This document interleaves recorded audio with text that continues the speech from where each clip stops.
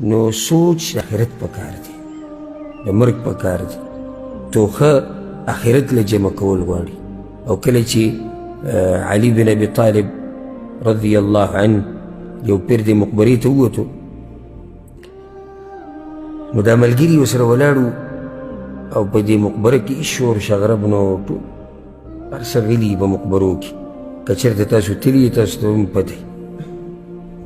نو بیا ودرېدو په دې قبرونو باندې، دې قبرونو ته ودرېدو، یا اهل التربه یا اهل الغربه یا اهل الوحشه، ای د خاورو خاوندانو، ای هغه خلکو چې ناشنا یئ، ای هغه خلکو چې یوازې یئ، تاسو زموږ نه مخکې شوي، موږ تاسو پسې در روان یو. اخبار زموږ دا دي چې کورونو کې خلک اوسېږي، کم چې مړه شوي دي او ښځې ترې پاتې شوي وي، هغه ښځو یې ودونه کړي دي. ستاسو نه چې کم مالونه پاتې شوي هغه مالونه هم تقسیم شوي دي. ستاسو هغه بچي خلیګیا دي، ښه صحیح ژوند تېروي.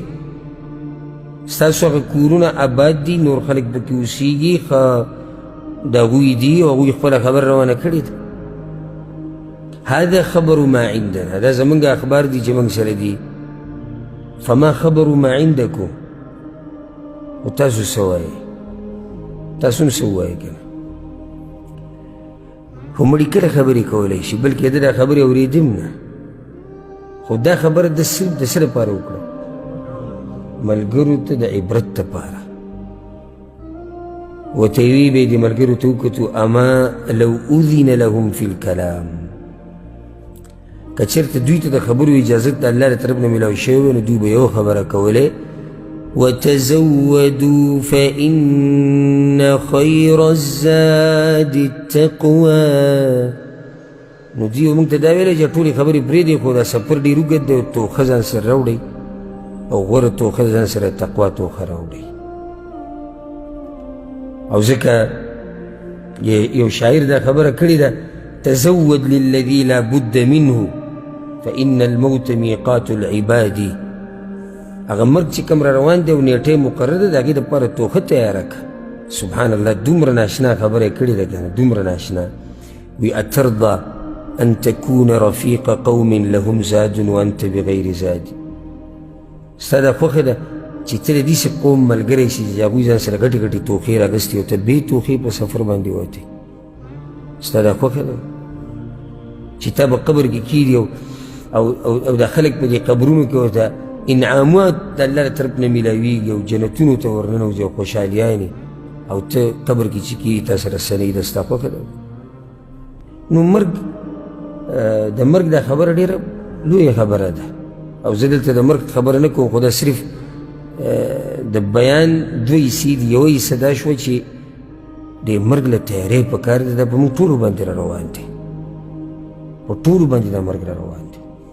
خو دا مرګ چې کله بیا په علماو باندې راشي، دا مرګ چې کله بیا په علماو باندې راشي، نو بیا یو څو خبرې د سوچ دي. ځکه چې علما د عامو خلکو په شان خو نه دي که علما د عامو خلکو په شان دي نه. یو ګوره د سوچ خبره دا ده، مرګ په علماو باندې راځي، نو دلته یو فایده دا ده، معنی دا چې څوک ترې معاف کېږي نه. یعنې که یو سړی دا وایي چې زه به ځان دینداره کړم او د مرګ نه به بچ شم، دا نشي کېدی. که یو سړی دا وایي چې زه به ډېر علم وکړم او د مرګ نه به بچ شم، دا نشي کېدی. مرګ به تاله راځي، که ته دیندار او که ته بېدینه. دا ستا خپله مرضي ده چې ته په کوم حال کې دا مرګ غواړې، هغه ستا خپل کار دی. د بېدینۍ په حال کې غواړې که دیندارۍ په حال کې. آیا ته داسې غواړې چې زه عالم مړ شم که زه جاهل مړ شم؟ دا ستا په خپل لاس کې ده. خو صرف دومره ته ویم چې علماو باندې مرګ راځي، نو معنی دا دی چې دا مرګ څوک معاف کوي نه. دویمه خبره دا ده، علماو باندې مرګ راځي، یقیني خبره ده چې مرګ راځي، او په ټولو راځي، په علماو هم راځي. خو د دې عام انسان دا مرګ دا دومره تکلیف نه رسوي مسلمانانو ته څومره چې د علماو مرګ هغه مسلمانانو ته تکلیف رسوي. او څنګه به ورته تکلیف نه رسوي چې د کم مخلوق په باره کې الله وایي فاسألوا اهل الذکر ان کنتم لا تعلمون.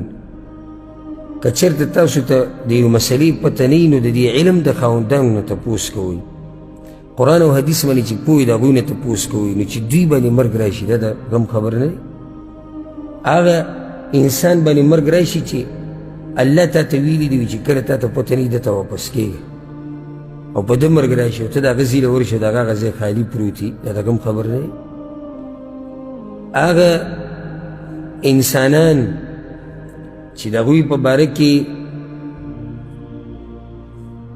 بعضو علماو دا خبره کړې ده د دې آیت په تفسیر کې الله په قرآن کې څه وایي أولم يروا أنا نأتي الأرض ننقصها من أطرافها الله ویلې دوی نه ګوري دا خلک چې موږ راتګ کوو دې ځمکې ته او د دې اطرافونه او د دې غاړو نه دا ځمکه کمو الله وایي زه دا ځمکه د غاړو نه کموم د دې په تفسیر کې علماو اقوال دي عبدالله ابن عباس یو روایت دا دی وخرابها بموت علمائها وفقهائها وأهل الخير منها